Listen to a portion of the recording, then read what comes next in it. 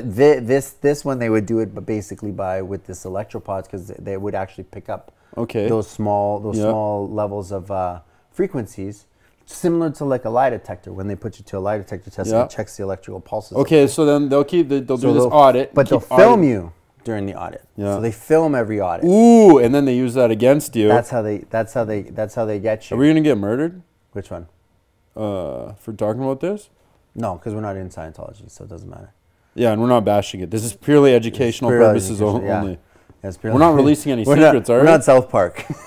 Holy shit, yeah, don't. South Park goes hard in the paint, man. They went hard on the paint on Tom Cruise. On Tom Cruise, and he's just like, you just know everything. Yeah, I know, it's bad, You just know what to do. You know everything. Did he have that freak out on Oprah a couple of years back and shit? Yeah, when he was in love with Katie Holmes. Yeah, that was weird. He jumped up and down on the couch. I think Hollywood screwed with that guy's brain. Well, he was basically, he was given a wife and like all these weird things. Like if you follow his storyline, like they found a person and said, okay, you are his wife. And they said like, you have to be his wife because like she's like this specific, like she's an actress who has to like play his wife. That's weird. But in real life, they basically, Scientologists said, this is the woman that you're going to be with. Yeah, that's actually ridiculous. Yeah, there's some like weird. But if you try leaving, they hold all those little audits against you. All those audits and tapes they have against you, so you cannot leave the organization. They're getting blackmailed to stay there. Because you got to remember, you're paying them for every audit. You have to pay for an audit, pay for the audits. How much is the audit? I don't know, whatever it is. It's like probably like any other session, might be $150. I don't know what they are, but you have to pay for the audits. So you got to go in and pay for the audits, and you got to get the audits done on a regular basis, and you have to have so many audits done before you can get to the next level. You have to get the next level of books to figure out what the next level is. The audit thing seems kind of like good. Yeah, so that's why people get addicted to them, because it's a form of release. It's a yeah. Why you got to tape this shit though? That's the thing. It's like a confession. It's like a moment of admission. Yeah, it probably feels good to get rid of it and then watch the thing hit zero. Like yeah, repenting. you probably feel good. When you repent, you're like, oh, I didn't know that. Blah blah blah. That's why.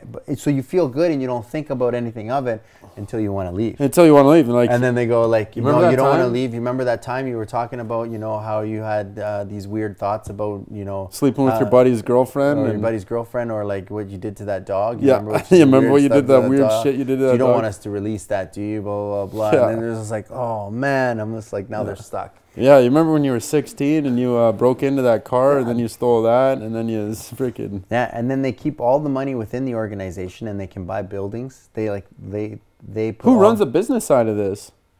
All of the top guys at the Scientology, they run it as a business. That's a full-on business. Yeah, because Ron Hubbard's not there anymore. So, but they can buy buildings. Yeah, I know. So they buy buildings because like... No lease, no nothing, and it's...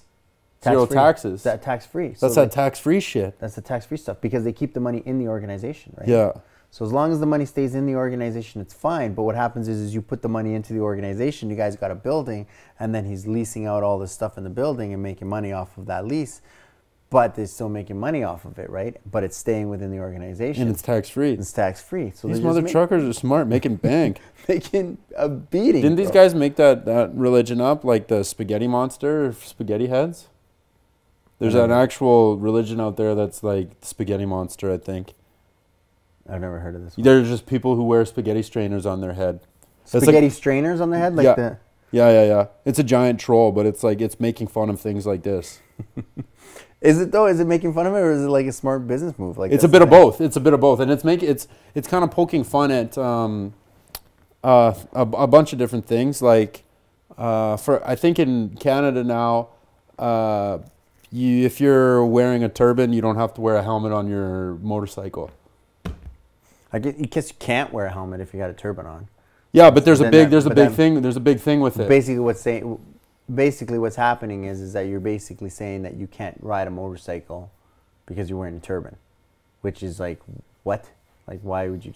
First of all, I don't even know why they even have these laws like for adults anyways. Like, why is there a seatbelt law? Why, like... I don't know. We're all adults. If I want to rip around on my bike and not wear a helmet and crack my head, that's my problem. Yeah, except someo's got to clean that shit up. Yeah, but does that okay? That becomes a problem. Here's a pushback to that. Does that not create jobs for people? How does that stimulate economy for private business? Do you want that job? I don't know. I don't know. I don't know if I want that job.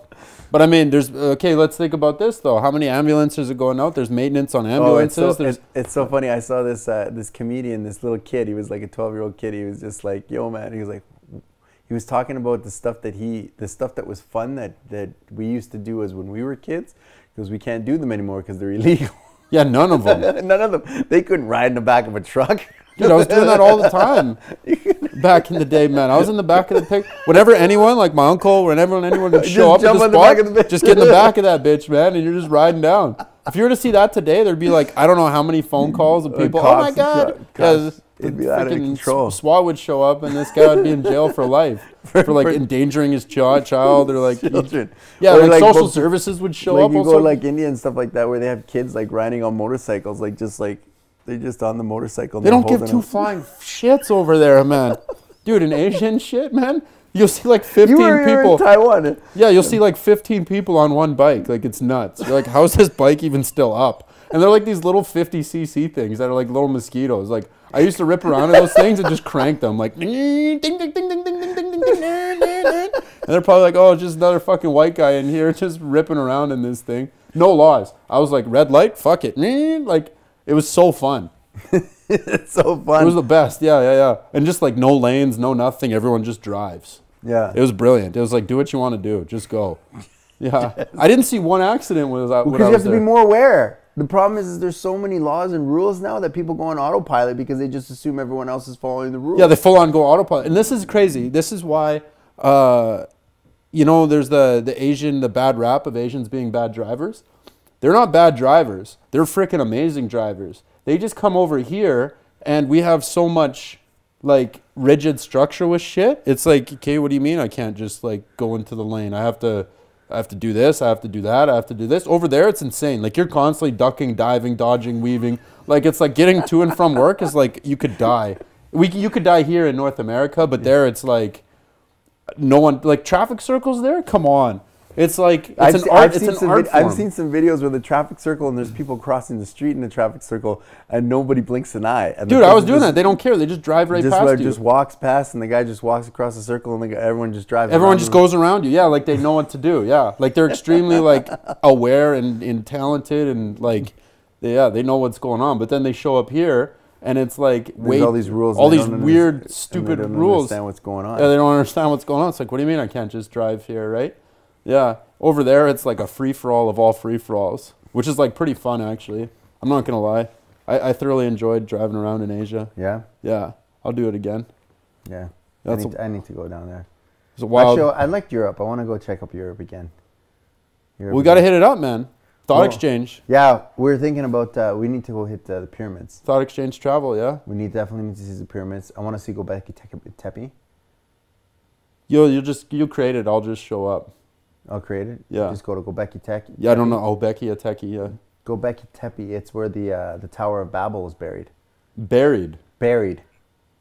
It's buried. Like, it's like just the top of the tower is out, and they just found it, and they're just like, oh, and so they're like, oh, wow. Slowly digging it down. Can you dig down into it? Yeah, that's what they're doing. It's in Turkey. And then, like, that's pretty sick. Over there, too, they also have the Ark of Noah. Is this the side of the mountain?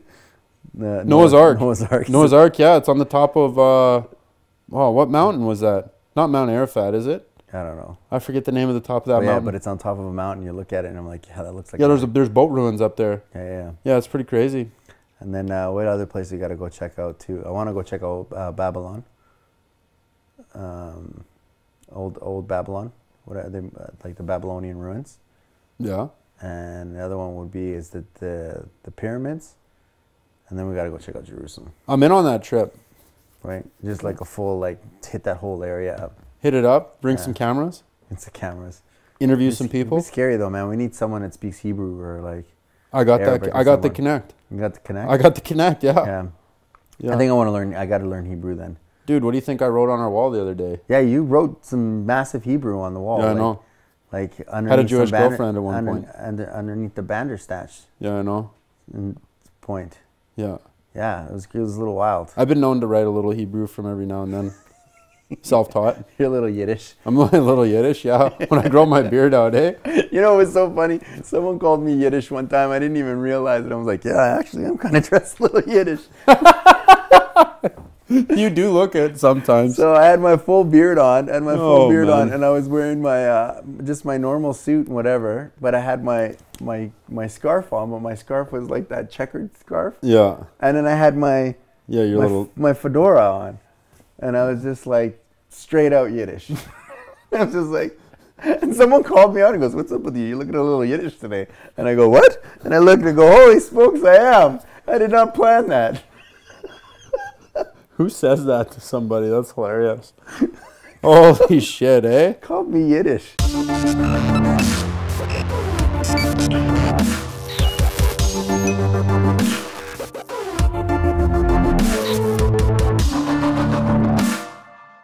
Hey guys, if you enjoyed that clip, we got another one right here for you. If you want to catch the full episode where this clip came from, you just click the link right here. My name's Cameron Barke. This is The Thought Exchange, the podcast where nothing is safe.